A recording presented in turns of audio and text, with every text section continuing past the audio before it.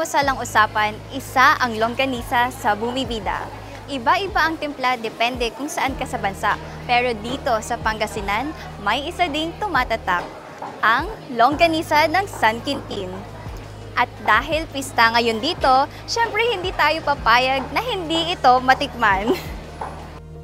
Sa sarap at kakaibang lasa ng kanilang longganisa, siguradong pasok ito sa listahan ng mga perfect na pampasalubong. Pero kung hindi na mapigilan ang cravings, abay pwede itong ipaluto agad-agad sa mga karinderyang matatagpuan sa palengke ng bayan.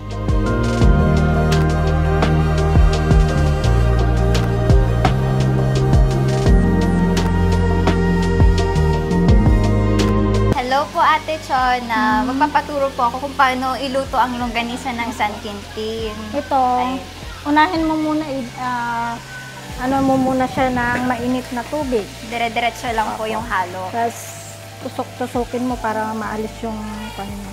Ate, tanong ko na rin po, ano pong pinagkaiba ng longganisa ng San Quintin sa ibang longganisa dito Ito sa kasi, Pangasinan? ano siya, malaman, saka hindi masyadong mabawang. Oh. Saka walang masyadong representative yung nilalagay nila sa longganisa. Talagang binabalik-balikan nga rin po itong longganisa sa San Quintin, no?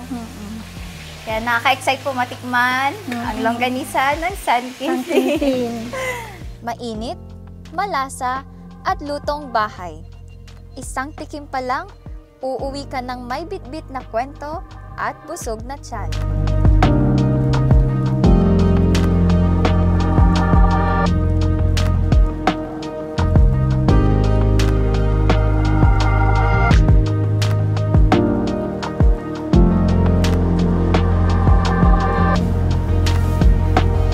Grabe, siksik talaga sa karne itong longganisa ng San Quintin. Hindi siya dry, sobrang juicy niya at hindi rin siya matamis, hindi rin siya sobrang alat. Sobrang sakto lang siya for me and this is a must try pag napadpad kayo dito sa San Quintin.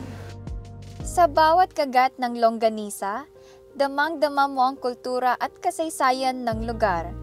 Kaya kung nais malasahan ang sarap na handog ng Pangasinan, simulan yan dito sa San Quintin, sa kanilang espesyal na longganisa.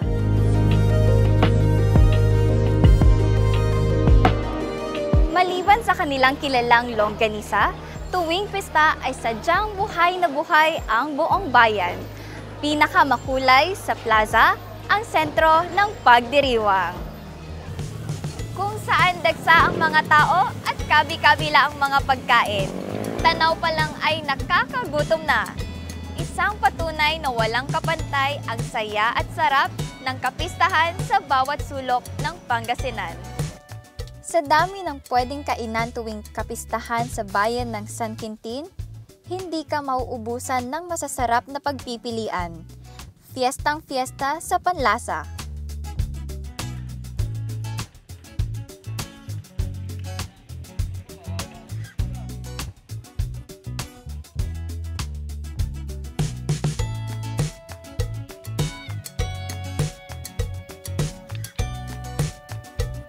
Mas masaya din kung kasama ang pamilya o barkada dahil ang pagkain higit na masarap kapag pinagsaluhan.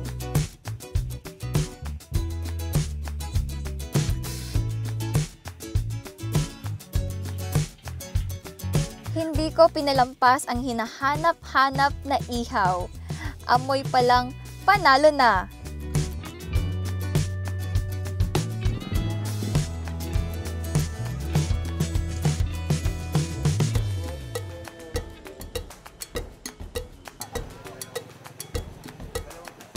Habang hinihintay na maluto, naglibot na rin ako para maghanap ng panulak, yung swak sa alat, usok at sarap ng inihaw. Dito sa San Quintin, kahit simpleng kanto, may kwento.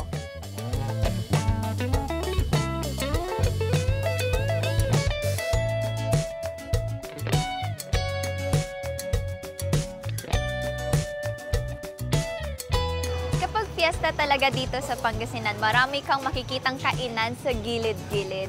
At isa na talaga sa pinipilahan dito yung mga ihawan. Kaya Kumuha ako ng hotdog, Betamax at isaw. Pero habang hinihintay ko siyang maluto, syempre, bumili na rin ako ng palamig. Perfect ka partner ng mga ihaw-ihaw. Tara, tikman na natin.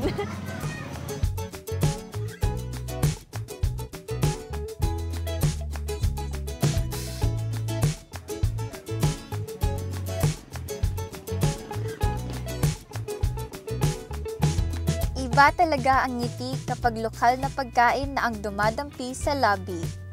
Hindi lang ito basta tikim, ito'y lasa ng kultura at kwento ng bawat lugar. Dahil dito, mas nagiging buo ang paglalakbay kapag ang bawat tikim ay may kasamang ngiti.